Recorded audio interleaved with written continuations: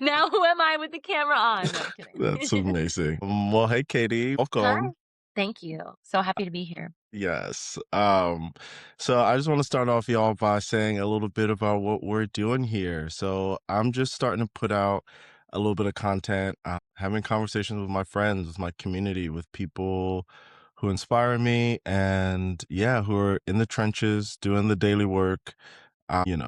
Hope this doesn't sound shady, but like a normal average Joe, not necessarily, only pulling from the experts or things like that, but people who are crushing it in their daily lives and making it work and pulling good insights out of my community. So enters Katie. I'm super happy to be here and really grateful that you thought of me when thinking Mhm, of individuals that kind of fall under that umbrella because it is how I think of myself, which is just a mhm. person who's trying to figure it out as I go and trying to fly the plane of life sort of as I'm building it and knowing that that's kind of what the deal is. That's kind of what life really is. So I'm happy to be here and happy to chat with you. Yeah, that analogy of flying the or building the plane as you fly it, I have not heard that, but wow, does that actually sound like me? Yeah. Yeah, and I think it's so important to remember that that's to be expected. There isn't this like arrival point, and I think I've spent some of my especially like adolescence, older adolescence and into my young adulthood of sort of Mhm, deconditioning this idea that I would get it figured out at some point in life and do all of my healing work and sort of be caught mhm, up and then mhm. I can finally like live or be arrived and Right.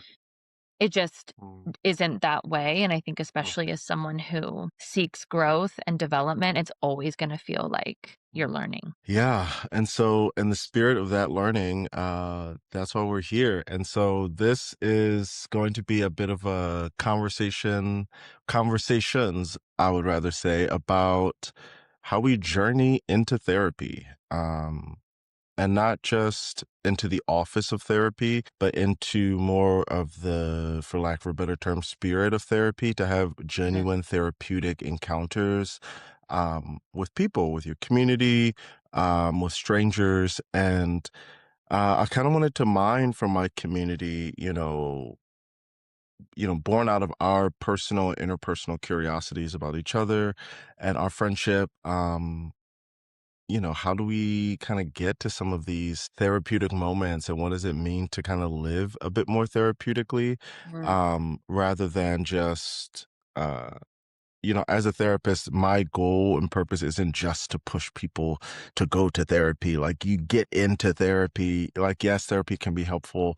And therapy has its issues. And so I think it's so much more helpful for me to help people connect to their therapeutic self and their therapeutic core and center. And, Katie, I've watched you and like witnessed you over the years just really prioritize yourself, prioritize remaking yourself, investing in yourself, meditation, fitness and different things like that. And so you're just one of those people where I was like, I'd love to kind of have this conversation, or one of many conversations with you around this. And, when I was reaching out, a part of what I wanted to talk to you about is like, I had written down here a radiant life out of, um, kind of dot, dot, dot. And I'm Mhm. curious, like, when you hear that, like, that's how I'm seeing you from the outside. Like, I see this person living a radiant life, and I find myself curious, a radiant life out of, Mhm. I saw the transformation, I saw the mindfulness, I saw like things getting smaller for you. Mhm. I think even like fewer followers and fewer stuff Mhm. on like social, like really getting smaller, Mhm. uh, to produce this kind of radiance for yourself. And so, yeah, radiant life out of, Mhm. I'm curious how you would finish that. Yeah. Ooh, I love this, and I feel like I could take it in some different directions because I feel like my radiant life, as you put it, which I love that, and I love that that's been reflected out to you and that you can see that because I do feel like that's how I'm living now. Mm, mhm, And I think that it's been a very dynamic process mm, with mhm, many different seasons mhm, that have and journeys, within, but also different circumstances out externally that I think have brought about where I'm at now. mhm, Um, but yeah, I mean, I think the biggest, whew, man, again, I think it's been a real journey. And I think the first illustration that I think that comes to mind is mhm, actually like one of my favorite symbols, which is mm, the lotus, and mm, how very much this like beautiful thing that ends up mhm, surfacing is growing out of the mud and mhm, often like kind of swampy areas. And I do feel like that has always been something that's resonated with me. And I certainly right, had a period of time a number of years ago, probably 7 or 8 years ago, where I mhm, feel like was kind of my rock bottom moment where I was yeah, not living a radiant life. It was very much like I feel like, what the opposite of that would be, like a black hole, where mhm, kind of the life has been sucked out of me. And so mm, I think that, mhm, and the radiance was very much, yeah, yeah, not there. So I think that that for me is really where it started. And then I think some self exploration in many different ways, trying different things on for size and just mm, acknowledging that I'm in a place of self discovery and letting it be okay that I try things, try jobs, try people, try friendships, try places, mhm, that then letting it be okay that then I'm stepping out of those things or diverting when mhm, it doesn't feel like the right mm, direction. And mhm, I think for someone, and I think many of us are conditioned in many ways to feel as though life should be linear right, and letting life be sort of circular and feeling like I'm spiraling, coming back around to old patterns mm, and different mhm, things and letting mhm, myself be in those spaces. So mm, that was one, I think, sort of season. And then mhm, um as you noted, I think in the past couple of years, it's been going really internal. I traveled solo, which was an amazing opportunity mhm, and took me out of circumstances that I had built, put me in new situations and new places and around mhm, people that I've never met and different culture, different languages, all these things. You realize how much you're defined. You even self-define, you self-identify with mhm, things and people that are around you. So it's sort of like, who am I now that I'm out of completely, like, taken out of my fish out of water and yeah, into something completely new. And then, as you said, like, really starting to hone and develop these very deliberate and intentional tools of mhm, not only healing, I mhm, think, because I do consider myself as having done a lot of deep healing work and will continue to do that, but also those are tools of, like, self-discovery and self-creation and, um what's the word I'm looking for, not just development but like reinvention, if you will, of mhm, self. And so really developing those a foundation of some tools through meditation and um a lot of it, yeah, really meditation has been the foundation for me. So I mhm. think very dynamic answer, not Yeah. straightforward. um and, I think it's also just accepting the seasons of life too. And right now I feel radiant, but also like knowing that I'm probably also going to go through some other dark nights of the soul. And you can't really have one without the other. There's no way I would be experiencing this moment and season of radiance if I was not in the depths of some darkness too. Yeah, So embracing all of that, in yeah, the moments, but also in the bigger, longer lasting seasons too. yeah. A part of us doing this in our kind of initial conversation where we kind of went on and on for a while, just vibing, has me a bit curious.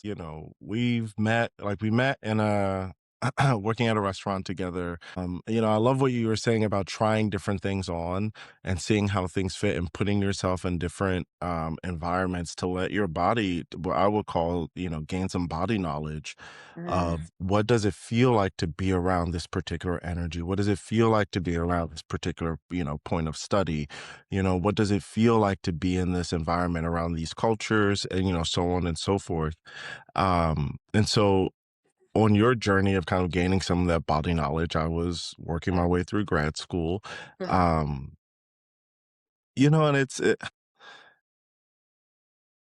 I kind of miss restaurants for the unique compilation of people that it brings mhm, together. mhm, Um, I think it's mhm. such a beautiful thing because there are so many professionals. It's not just like just server or just whatever. It's actually these people who have actually done a lot of dope things and maybe are just taking a break or wanting to have a little side hustle, make a little extra Yeah, party money. So you really get to really creative and interesting people. And so yeah, sure. I guess I maybe want to start there, because that's the context from which I kind of saw and witnessed this like kind of radiance blossoming, but I would assume that in some ways, we're friends. We've been friends for years now, that was a mutual feeling to some degree. And Mhm. so yeah, I guess I'd like to contextualize this a little bit and like maybe talk a little bit about what it was like to start building friendship and community working at a restaurant and like what are things that you find yourself witnessing in people or in situations kind of along the way that because you were, at Eve for a while, Mhm. you stuck around like there was some joie de vie, if you will, that was going on Yeah. there. So I guess I'm kind of curious, like what were you seeing or experiencing at that time that kind of helped you be in line with where you were going as far as this like radiant life? Yeah. I love talking about restaurants and industry sort of culture. I find Mhm. it to be such a fascinating subculture for reasons that you mentioned, which it's that Mm. it's a very eclectic mix of people Mm. working in this, industry for many different reasons. Mm. Some are lifers, some, like you say, are there, college kids or whatever, like us. I was Mm. also in school at the time, and so were you. And Mhm. so, it captures that kind of people. You know, it's an amazing, yeah, like subculture and eclectic group of people. And I think that that's why I have always loved it so much, and I've learned so much from so many different people that I've worked with, and some of my closest friends still are Mhm. people that I worked with at restaurants. And Mm. so I think for me, it allowed me to, I think first and foremost, when I think back to when I first started working in restaurants, it allowed me to feel like it was okay that I didn't know what I was doing in my life. Mm. I didn't have a lot of direction, like from a young Mhm. age, I didn't really have that one thing Mm. that I knew I was gonna go pursue. Mhm. My life has very much not been linear in that way. And Yeah. so I sort of stumbled into the industry, like, because, I was a barista in high Mhm. school. And so it just sort of Yeah. made sense that, like, while I figured out what I wanted to do, like, Uh-huh. sure, I'll wait tables or whatever. And I think that meeting people in the industry, it was the first time I think post, high school and post this very linear conditioning all about being like groomed sort of really for capitalism, for labor, this Yeah. very linear experience of like, then you are supposed to go to college and then you're supposed to, get the job and do this and contribute. I sort of landed in this place of a lot of people who like had gotten there by way of many different Mhm. avenues, some of which, Mhm. had degrees, some of which were working on degrees, some of which never wanted their degree, and some of which, loved the industry and were going to, wait tables and knew everything about wine and knew everything about sushi. And they were just like Mhm. these encyclopedias of hospitality, And so it just really allowed me, it kind of started to open my mind to the possibilities and to that life doesn't have to be linear. So I think it taught me a lot about life and continues to, and, Mm, um, I also think that it taught me about,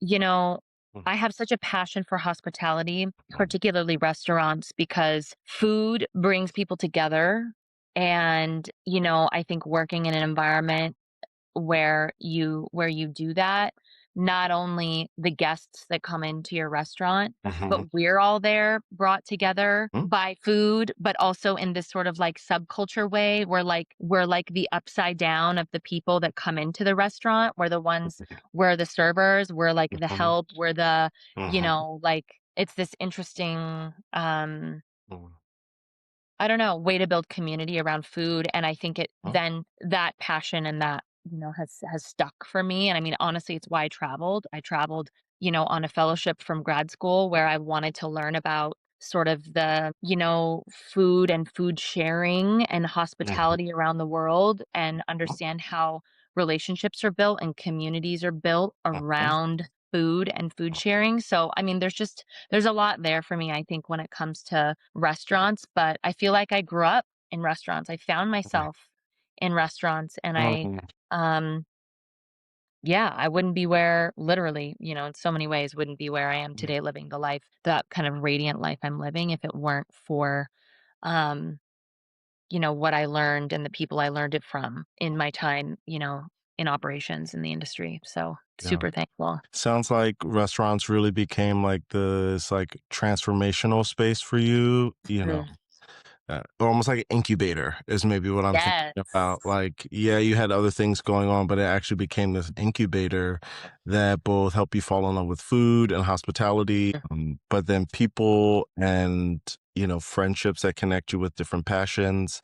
Yep. So then, yeah, it was a little bit more than just a job, you know? For sure, for sure, and I think, also what was happening in my life at all these different times that I was working in restaurants, the industry really grounded me while I went through because all of those sort of moments that you first asked about, around kind of like what has brought me to living the life I'm living now, I think the industry also and like working in restaurants gave me this sort of safe place while outside of the walls of the restaurant in my free Mhm, time, like mhm. I healed and I messed up and Mhm, I messed up in life and I did also make great choices in life. And it sort of, provided, like you said, this incubator in my life to also do a lot of self exploration outside of my work in the restaurants as well. yeah. So, yeah, definitely. I love that analogy of an incubator because I Mm. definitely feel that way about it. Yeah, I guess I don't, kind of how so how I tend to do therapy is I'm actually not a driver of like questions and I always say like I let my client lead. Hmm. And this is a little bit more collaborative, and so Sure. I guess, I also, because we talked a bit before this and Mm. just sharing my heart about why I wanted to start recording and, essentially my attempt at living more radiantly and on purpose. And so I guess from that conversation, I found myself curious, what do you want to ask? Or, where do Mhm. you want to go in this conversation rather? Given what we have talked about. Yeah. Think one thing that I'd love to hear, you speak on more, but then also because I think it's really relevant and um in my experience right now, it's kind of where I'm at in my walk, so to speak, Mhm. with, the work, if you will, or Mm, whatever, my own therapy in mm, life, mhm, is very much right now centered around belongingness and what that means mhm, and really means mm, for me and how to find it, I think, or how to cultivate it. mhm, And we touched a bit on that in our first conversation. mhm, Uh, and so I think talking a bit more about that in some way and even maybe hearing, from you sort of your philosophy around guiding someone, um, or tools, I guess, to cultivate a sense of belongingness in their life when, I think for me, the place that has come from is a lot of change and a lot of living lots of different lives. We talked about that in our first conversation. Mhm. And so, how to find this like through line where even though you look back and you see these past versions of yourself, and in a way, you're like, I do not know who that person is, like, literally could be a stranger, but Mhm. also, it's you. And so, what's been this through line that has sort of kept you grounded and keeps you centered, I think, and provides a place from which to grow and develop and keeps you kind of moored to Mhm. something. Mhm. So I guess just posing that to you and being able Mhm. to talk about this a little bit more. Yeah.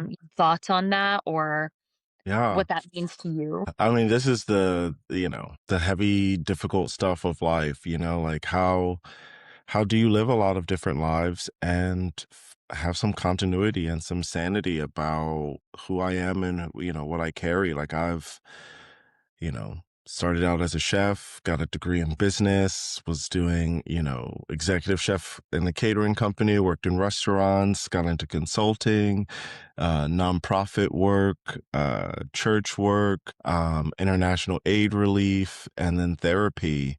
Um, and there's, knowing me, there's more. And this sense of belonging, we talked about this. To me, it's something that we have to start within ourselves. First, how do I come home to me? I Mhm. feel like this is the work more often than not that I find myself doing in therapy, um, with clients is like it, those moments where you really get to come back to that original desire. I work a lot with desire, and I think desire can be a through line because from once we learned how to want till now, it has been our desires that have led us. And so, if we can stay connected to understanding and knowing what we're desiring, and maybe even a sense of why we're compelled to desire in particular directions, and then to be able to tell the story of our desires journey throughout our lives, uh, Mhm. that is a part of what helps to ground and create a sense of belonging. I would also say really making space at your internal table for everybody. I think the thing that I've been most struck by has been how much I've actually had to work with clients around embracing their internal villain. Um, Mhm. Not in a way to go out and, do a bunch of, fuckery and destroy and demolish or, create chaos, but really until we all know that we've been harmed, that someone, did something wrong, they neglected us, they abused us, that's all real. I think one of the harder things to come to terms with in therapy and in life are the ways that we have done harm. Mhm. And it's not like and I'm not really even talking about capital, H harm, like slapping somebody or like betraying someone or stealing something or, physically harming someone kind of um villainry, though that is real too, but it's more so we have destructive tendencies. Mhm. We sometimes mean to be mean, you know, Mhm. like we mean to blow some shit up, like, Mhm. and so Mhm. there can be such sophisticated ways that we don't let ourselves feel the slime of our own Mhm. personhood. And to me, it's both this deep connection to our desire and also connection to the parts of us that participate in and create chaos. That if you can get these parts of ourselves to stand in the light, to stand in the light with our desire, like I actually do want this. This is doing this. Like I Right. actually do want to have conversations and Yeah. I do want to speak and things like that, but I desire it, but there's fear, there's insecurity, so like there's that. And then there's oh, I didn't do this stuff right, and I was an asshole here, and I actually meant to do this thing over here. And like when those parts of ourselves can come and sit at the table together, or like Yes. it kind of in turn, and you can accept both of those aspects and elements of ourselves. Yep. Um, that is how you feel a sense of belonging and I think real power within yourself.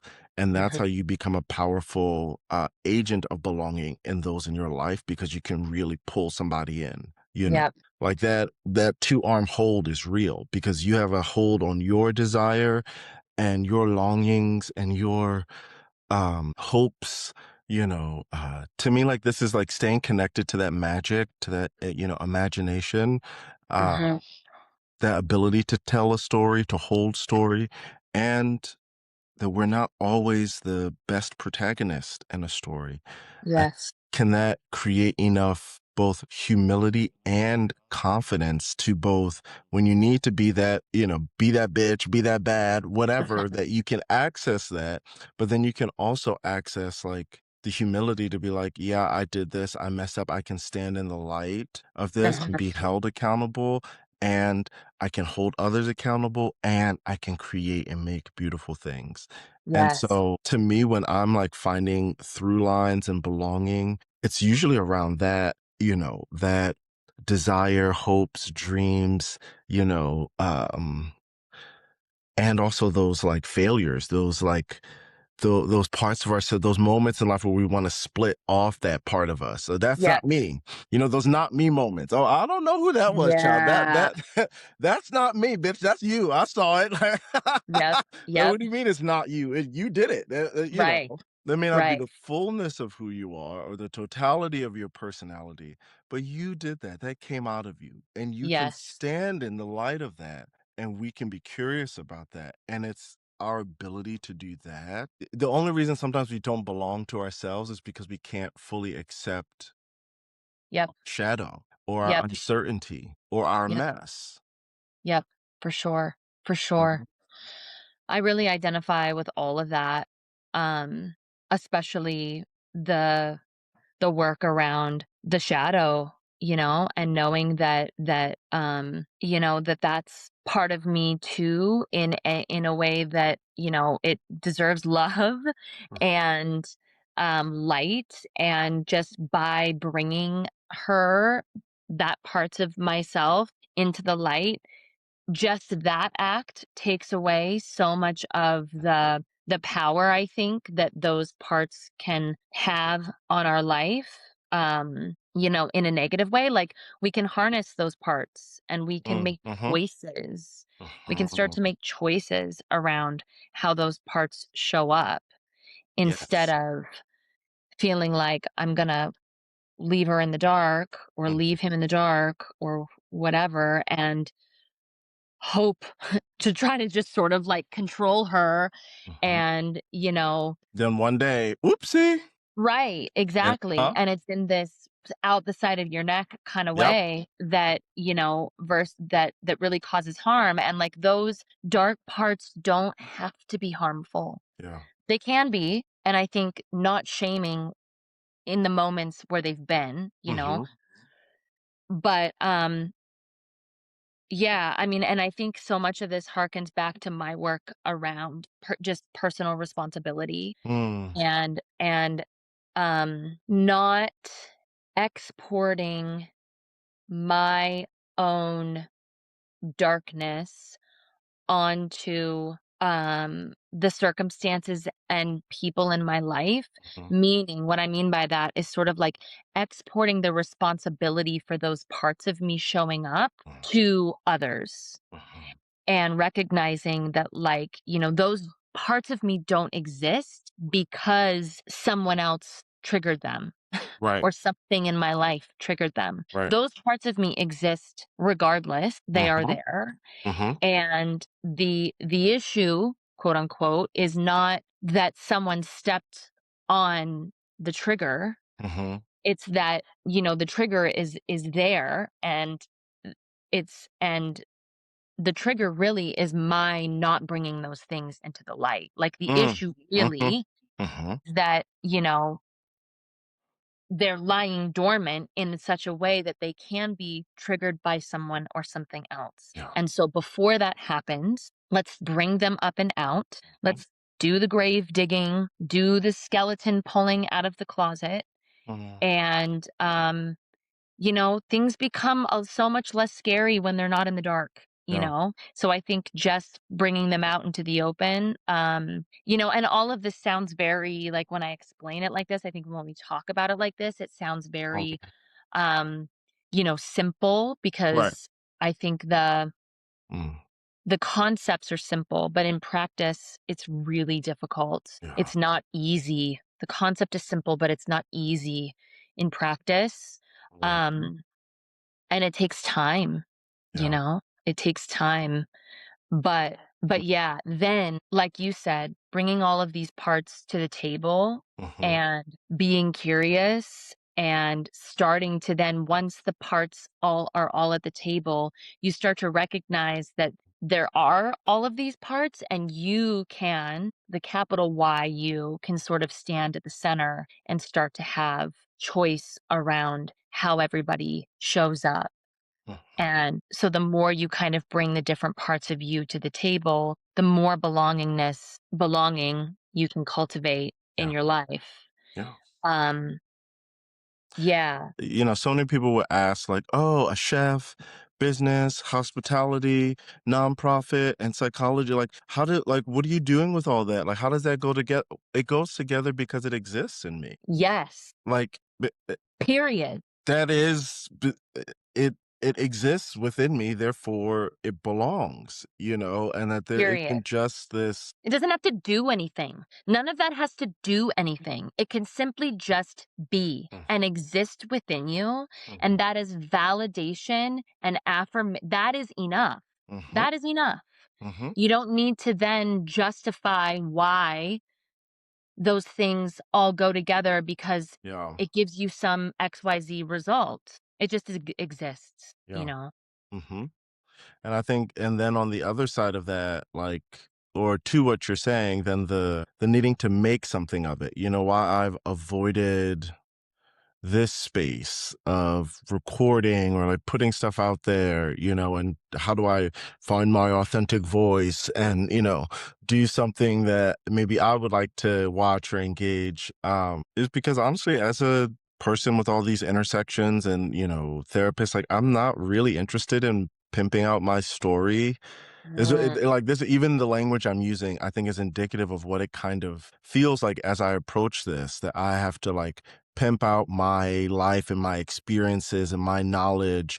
You said something when we talked on the phone last week, this kind of aesthetic and, you said authentic. authentic and As like aesthetic. authentic or something. It was like Yeah, a yeah. combination of the 2 words. Right, you have to put forth this authentic, self and be Yeah, real, but like essentially market to make money to get more people to notice you. And, so much of this work for me feels really sacred, like and especially the older I've gotten, the things that tend to mean the most to me, the people, um, I tend to keep closer to the chest. I actually don't maybe share as much or post as much. I hold I have lots of writings that I tend to keep to myself. Like it feels pretty intimate. Like the work that I do with clients, mhm, that's to me, it's sacred. I don't have a better word for it. And yeah, so how do you bring the sacred self and the sacred work to the larger, group of people in a way that is real and not just about a capitalistic endeavor, you know? yeah, Because I know that, so much of my hope in doing these and like having these conversations is just to be able to see like, oh, wow, there is so much good therapy along the way, yeah, yeah, definitely. And that's what resonates so hard for me about the work that you're doing Hmm. is that, there is the therapy life is the therapy, literally. Like, at least for me, I really, really believe, really to my core that so much of what we're doing here is this work. Yeah. Like, this life experience is sort of like one giant therapy session, and I really and not session, but, like, therapy Yeah. work, Yeah. And I think that, you know, I think some of my biggest breakthroughs, Mhm, and if you wanna call them that, mhm, or growth, my biggest moments of growth have been in conversations like this, or mm, with friends or people in my life with whom mhm. I've had difficulties, and they've held up a mirror for me that I see some stuff that ain't is not how I wanna show up. I don't wanna Yeah. pass judgment and say that's, a bad person or whatever, but it's Mhm, just not how I wanna show up. And so, mhm. that's what life is. It's one big sort of therapeutic mirror. I think bringing that message, and I think something like a conversation like this that represents that message of, Mhm. um, doing the work as we go, and that having a guide in a therapist, um, is really important, to be equipped with tools and to have someone who can just hold space, Yeah. especially if you don't have others in your life, like a support system outside of therapy. Yeah. It's integral to the work, but Mhm. it really isn't the work, Yeah. or it's not all of the work. And Yeah. so, 'Cause, yeah, I think for me, you know, I love and hate therapy jargon, but mostly hate. I talk to a lot of my clients, sometimes about, like, the labels and the things that people, say in therapy, and then, like, you get this, like, little insight in therapy, and then you go out and you try to be therapeutic in community with this insight that you got around your contextual situation right. that you now want to apply to someone. That's not what I mean, I'm really not into that. Yeah. But more so, like, how do I impact my clients in a way that actually lets them go out and be concretely more curious about those in their life and Yes. community, Yeah. to slow down and not try to put a label on something, or maybe play with someone's, when I say play, like, not immediately get offended by someone's Yeah. bad part showing up or their Yeah. anger, in the same way that they get that those parts of them get to show up in Yes. session, and we can be curious and, Yes. playful even with it. It's like, okay, now in that spirit, and the engagements and in the encounters, can that kind of playful curiosity show up instead of Yeah. judgment, instead of, um, oh, you're not acting according to how we feel like you need to act. So, we're going to cut you off because that's a red flag. And I only need to see one red flag to cut. Yes, yes. It's about thinking critically. Yeah. It's about being able to respond openly and with curiosity Mm, with what's in front of you, mhm, and not allowing your experience in therapy, or like what, is happening so much now, your experience mm, of your own algorithm on the content that you are consuming that is, therapeutic content mhm. or psychotherapeutic content, and then having this sort of like, um what's the word I'm looking for? Like, veil, or what's the word I'm looking for? Veneer? Mhm, Veneer, through which you're seeing all of, through these mhm, concepts that you're learning and that you're seeing, especially when you're talking about on social media and stuff. We talked about this in our first conversation, how things are not there isn't it isn't contextualized. mm. It's this, very not contextualized, and then people are running with that and applying it to situations that are are inappropriate, obviously. So yeah, it's about how can I live life with a more curious present from a more curious and present place, and think critically, and to be able to see nuance, Mhm, and expect nuance, and recognize that like their experience, every experience we could ever imagine, every combination of experiences we could ever imagine exists in a person, Yeah. in someone that you might encounter, and Yeah. understanding that then having an encounter with that person means you need to have, yeah, nuance and openness and curiosity, Mhm. and not applying Mhm. these preconceived things that sure, maybe you've had wonderful work done that you've, done in therapy, and some, big realizations or aha moments Yeah. based on these things, but that's not going to be the case for everyone. And it's not your role now to then go out and sort of, you know, be the therapist or be the, diagnostician Mm. for Mhm. for others. And that's difficult, because we are sort of the center of our own universes, right? And so we tend to want to, the instinct is to do that sometimes. Yeah. So yeah, I mean, having spaces like this where, yeah, is you're, we're just trying to talk about that, Mm. and not do it in the way that you feel like it, other people are doing it, or that, social media or whatever is asking you to do it Mhm. um, in that, as what was it? As Authentic way. authentic. Yes, authentic, but only if it's aesthetic. Oh, yes. Yeah, right. Not that authentic.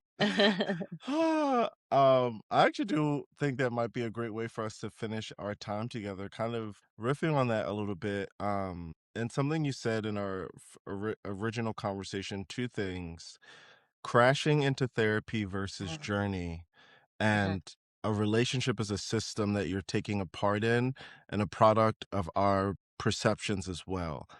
mhm. I don't know. I guess I'm just curious. I'd love to hear a little bit more about what you meant around some of that. And Yeah, you mentioned that, you kind of crashed into therapy. And the mhm, whole kind of point of this is, uh, hoping to help people have therapeutic moments that is mhm. more of a journey that might lead you, again, not into the therapy room, but into more and more therapeutic conversations within Yeah, community to recognize them in the world. But you mentioned, um, sorry. it's all good.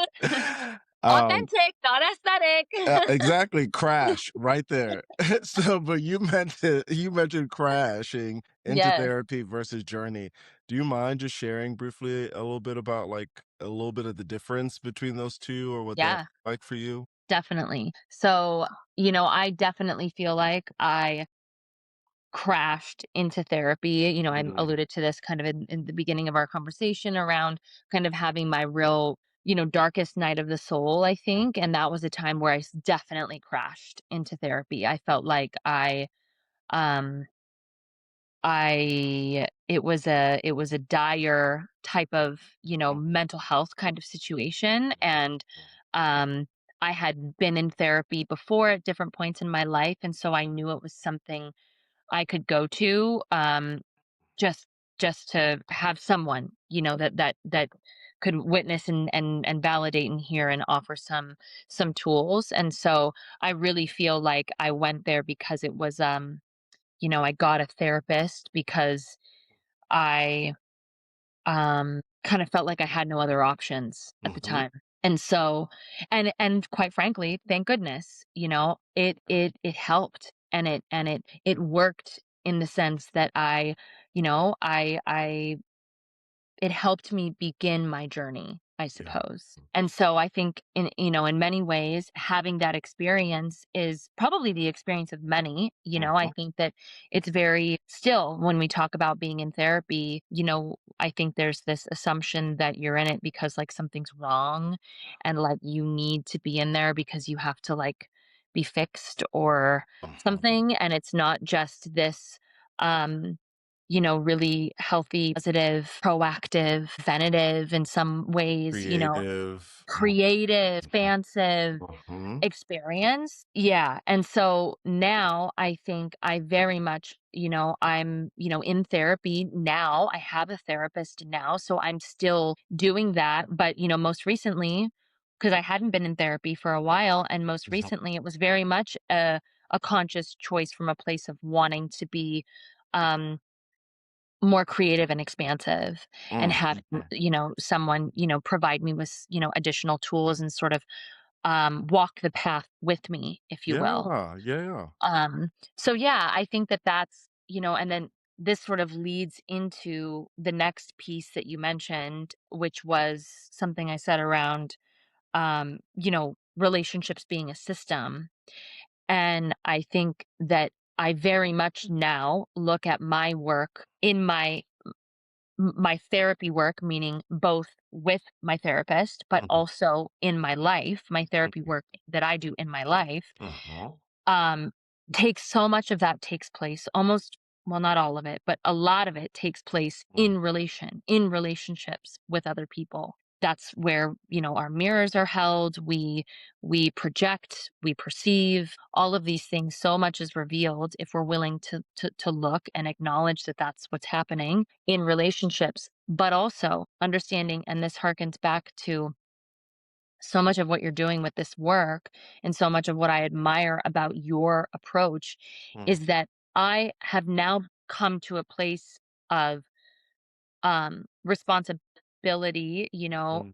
for my own healing, but also understanding my place in a community context and in a relational context, Yes. that I can also provide. And again, it's not about me, trying to be someone's, therapist Mm, or whatever, but it's about how I conduct myself in a therapeutic way, by being curious, by asking questions, by witnessing, seeing nuance, and now the tools that I feel like I've cultivated, I can use to also help other people that I'm in relationship with to yes. do their therapeutic work with me, Yeah, relation with me. yeah. And that also takes personal responsibility on the other person's part, right? But Mm. that's what we're shooting for.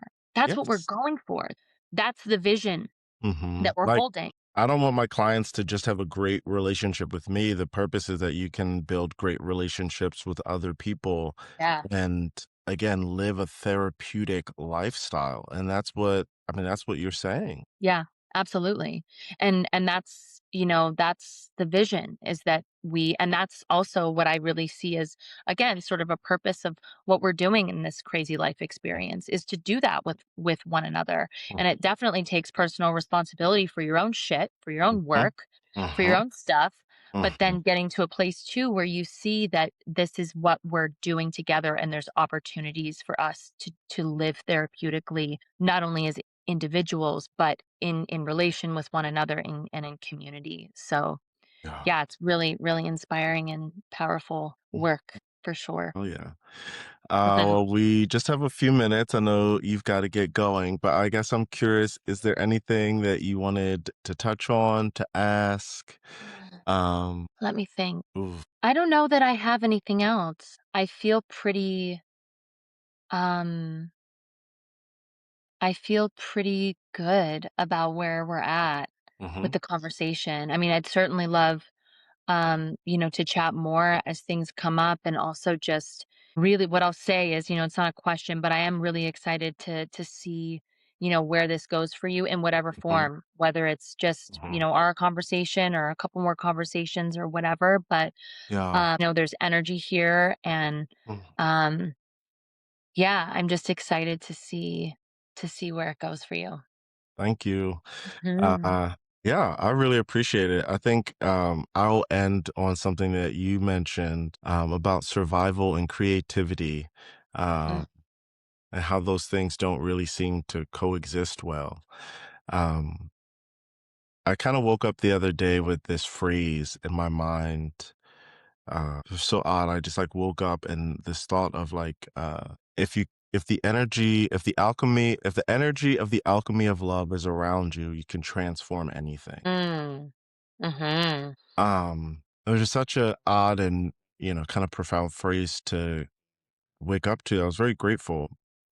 And I think I wanted to kind of end here because of the times that we're in the wildness and the survival instincts that people are being kicked into and triggered into and pushed into. That I think at the heart of a part of what we're talking about is how to show up in a loving manner in life with people, and Uh-huh. that it is the alchemy of love, that while survival instincts and and like living in our highest creative self don't always it can be very difficult for them to coexist, you know.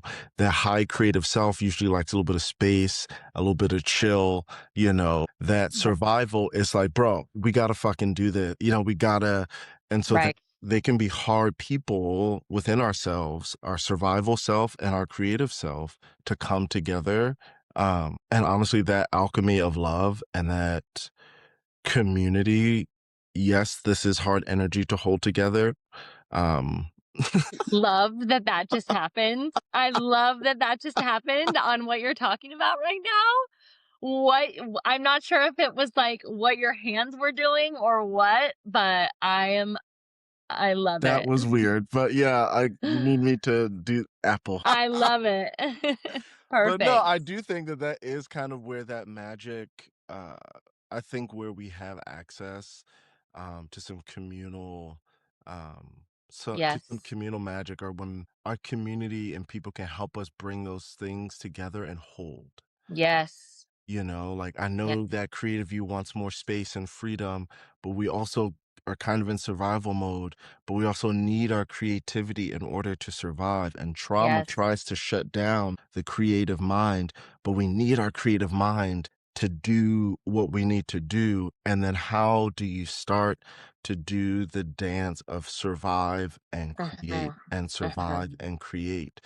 And that is, you know, even in the movement that I'm doing, you know, getting that lateral left brain, right brain, Yeah.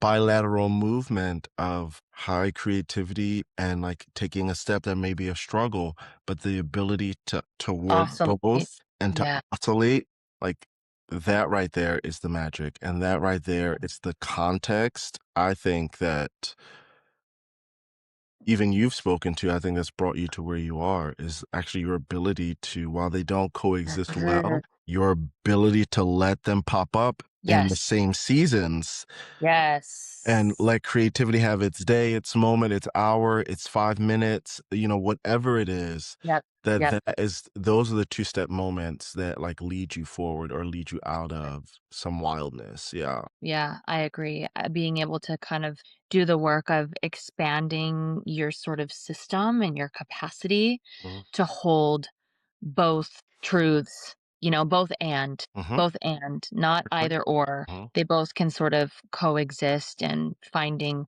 the space and the moments, if not always, but the moments where they can kind of both coexist and Yeah. be honored. Mhm. Love Yep. it.